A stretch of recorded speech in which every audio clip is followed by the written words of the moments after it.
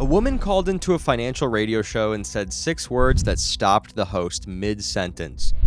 My husband took $250,000 of equity out of our home and put it into crypto. That was before the crash. She did not say which crash. She did not have to. The money was gone. The house still had the debt, and the strategy her husband followed, the one he learned from a YouTube video, has a name that sounds sophisticated enough to make you think it's safe. It's called buy, borrow, die.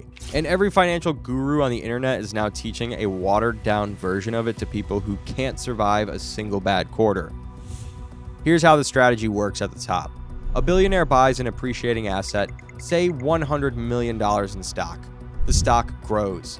Instead of selling the stock and paying capital gains taxes, the billionaire walks into a private bank and borrows against it. The bank gives them a loan at 2 or 3% interest using the stock as collateral. The billionaire spends the borrowed money tax-free because borrowed money is not income. When they die, the assets pass to their heirs with what is called a stepped-up basis, which means the entire lifetime of capital gains is erased from the tax record permanently. Buy the asset, borrow against it, die, and pass it forward tax-free. It's the most powerful wealth preservation strategy ever designed, and it requires one thing that no guru selling you this strategy will ever mention.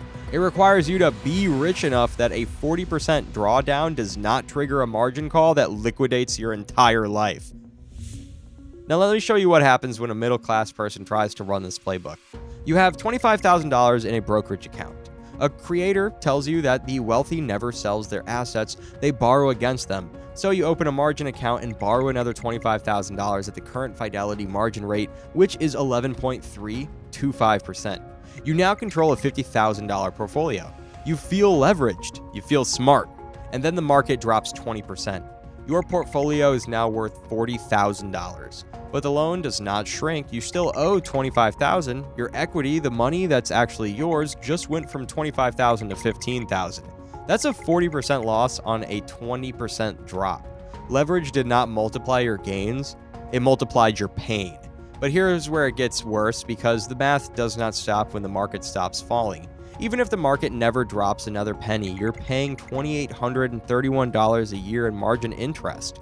That's $236 a month draining from your equity while you sleep. By the end of year 1, your equity's fallen to $12,168. By year 2, it's down to $9,016. At that point, your equity ratio hits 22.5% and the broker issues a margin call. You either deposit more cash immediately or they force you to sell your holdings at the worst possible price. If you cannot deposit, they liquidate. And if you still cannot cover the remaining balance, you owe the broker money out of pocket on an asset you no longer own. By year 4.4, even in a completely flat market, the compound interest alone drives your equity to zero. Total wipeout without the market moving a single dollar against you.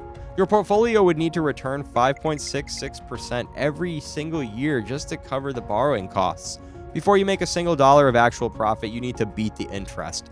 The S&P 500 historically returns about 10% per year, but that includes years like 2022 where it dropped nearly 20%. One bad year with leverage and the math does not recover, it accelerates into a death spiral. And if you choose the HELOC route instead, borrowing against your home equity to invest, the interest rate's lower at 7.09% nationally, but the risk is existential. Because here's the part that gurus deliberately leave out. A HELOC is not a guaranteed credit line, it's revocable.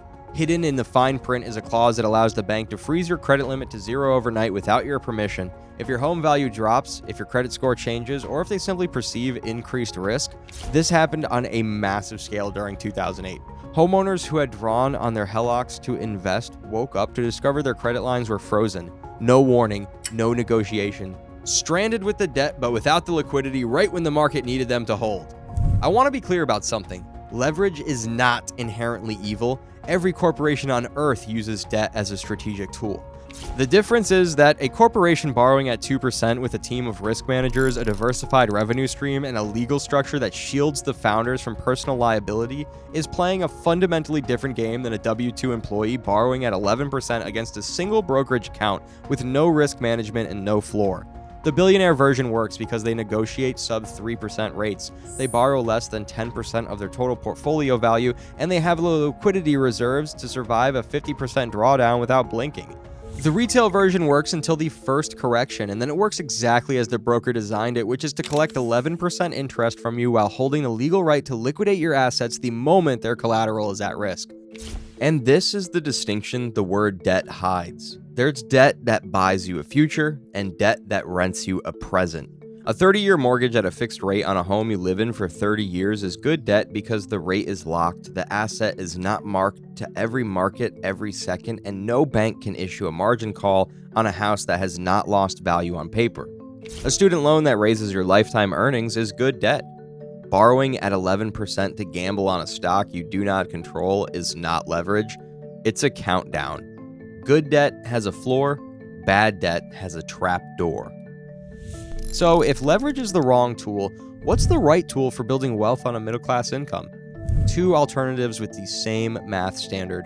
The first is consistent unleveraged investing into a broad market index.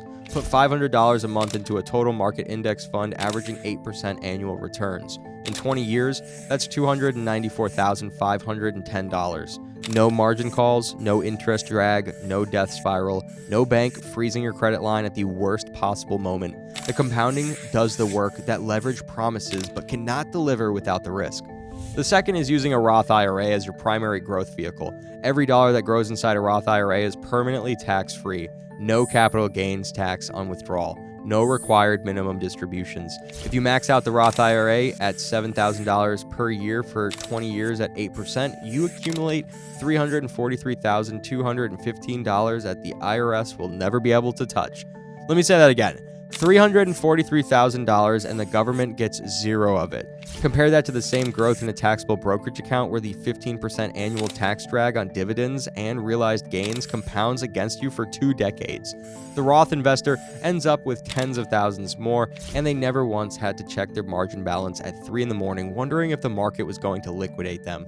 The question is never whether leverage can make you more money. Of course it can. The question is whether you can survive the exact moment when it works against you, because the math of leveraged investing is symmetrical. It amplifies gains on the way up and it amplifies destruction on the way down. And the broker who lent you the money is not on your side. They are on their side, and the margin call is not a mistake in the system, it is the system.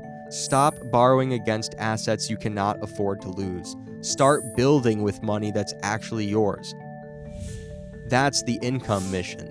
Subscribe so you don't miss the next one, where I expose the dividend income trap that's quietly eating your portfolio from the inside.